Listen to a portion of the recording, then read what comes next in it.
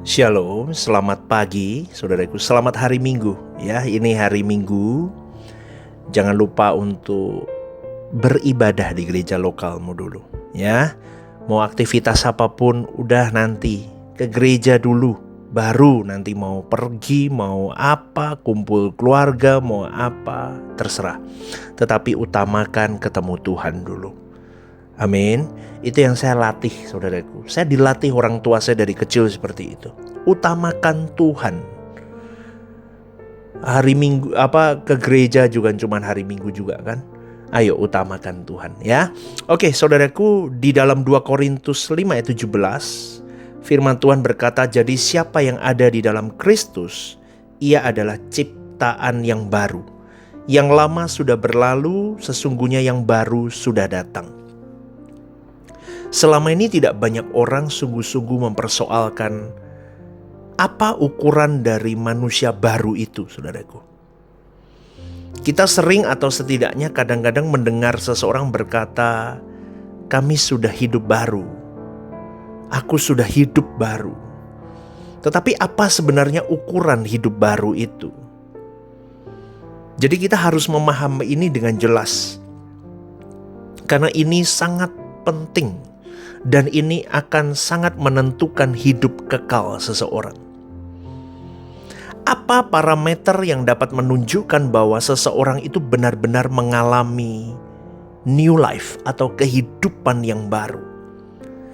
Ini prinsipal sekali saudaraku, dan sangat penting dan sangat urgensi untuk seseorang memahami hal ini. Karena menjadi umat pilihan itu harus benar-benar memiliki keberadaan sampai di titik sempurna di mata Bapa. Sempurnanya di mata Bapa itu kalau Anda dan saya bisa dilegalkan atau kalau dalam persidangan itu diketok palu bahwa kau dan saya adalah anak-anak Allah. Semoga Anda memahami ini, paham ya? Jadi gedok palunya bahwa ya kamu berkenan di hadapanku, kamu anakku.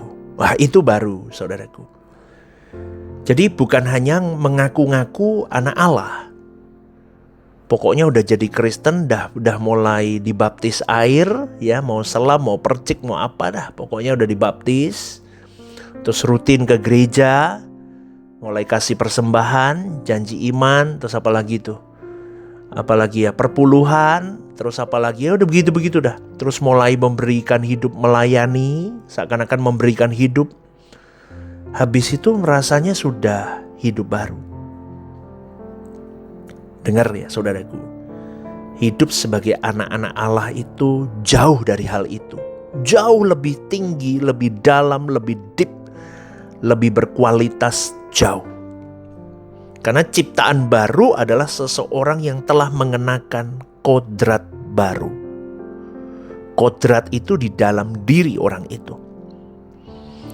Dari paradigma hidupnya berubah, itu baru mengenakan kodrat baru yang akhirnya akan mengubah semua setelan hidup orang itu.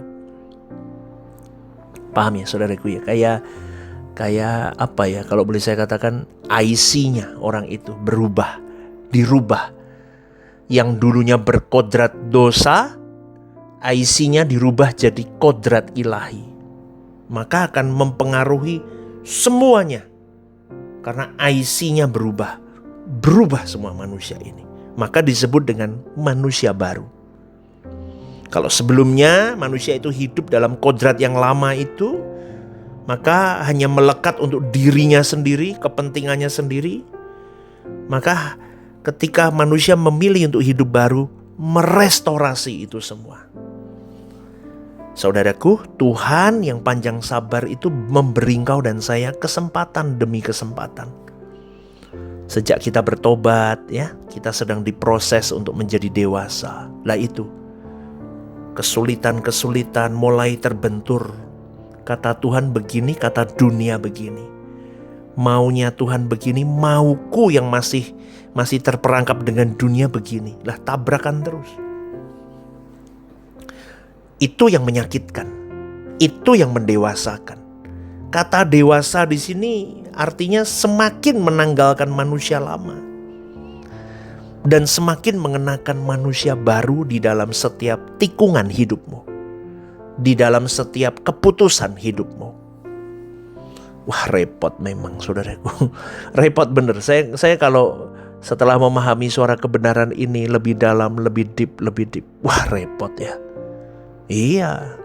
Kalau dulu saya belum memahami suara kebenaran kan gampang seakan-akan jadi manusia baru itu. Masuk sebuah gereja, duduk, ditawarin jadi jemaat, daftar jadi jemaat, dibaptis, rutin ke gereja, kasih persembahan, lama-lama ditawarin pelayanan, ikutlah pelayanan, melayani sampai mati. Udah begitu rasanya sudah hidup baru. Padahal kalau di dalam suara kebenaran semakin jelas dan clear sekali, tidak hanya begitu, tapi harus ada perubahan kodrat. Waduh saudaraku, gak gampang. Kalau orang sudah memahami ini dan responnya begini, yes, aku mau Tuhan, aku mau menggarap kodratku, semakin hari semakin mengenakan kodrat ilahi. Lah itu diproses mulai. Kita akan tumbuh seiring dengan proses pengenaan manusia baru itu. Baru prosesnya jalan. Lah ini yang tidak dimengerti oleh banyak orang Kristen di luar sana. Gitu loh saudaraku. Makanya harus memahami ini dengan detail. Kekristenan itu luar biasa loh saudaraku. Itu bukan sekedar agama tapi jalan hidup.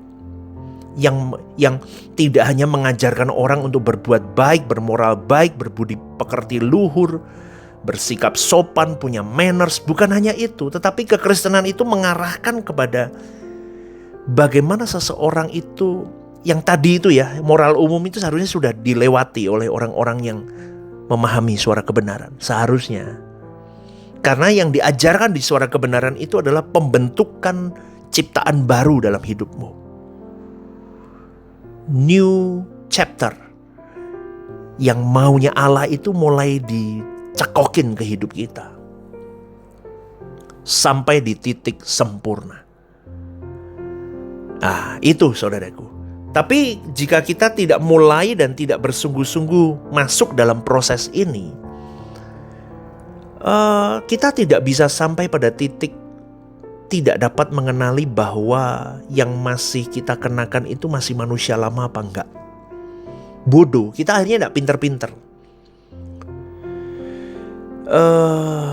Akhirnya kita hidup tidak berkenan di hadapan Allah terus. Mau didandanin dengan cara apapun, manusia lama tidak akan bisa murni. Kasihnya tidak murni. Kerendahan hatinya pun tidak berkualitas ilahi kalau Anda tidak sungguh-sungguh nempel sama Tuhan supaya kamu cerdas. Hidupmu ini masih ada yang meleset apa enggak? Nilainya di mata Tuhan tuh kira-kira berapa?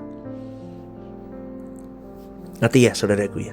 Kalau kita melihat orang di luar umat pilihan yang tidak digarap oleh Roh Kudus, kita bisa bersikap rendah hati, tulus, lemah lembut atau murah hati. Itu memang mungkin, tapi kemurniannya tidak bisa sebanding dengan orang Kristen yang mengalami proses pendewasaan bersama dengan rohnya Allah itu sendiri di dalam mengenakan manusia barunya. Beda kelasnya. Seperti yang tadi saya sampaikan, beda kelasnya. Tapi ironisnya kadang-kadang orang Kristen malah kehidupannya, kelakuannya lebih buruk daripada orang-orang non-Kristen.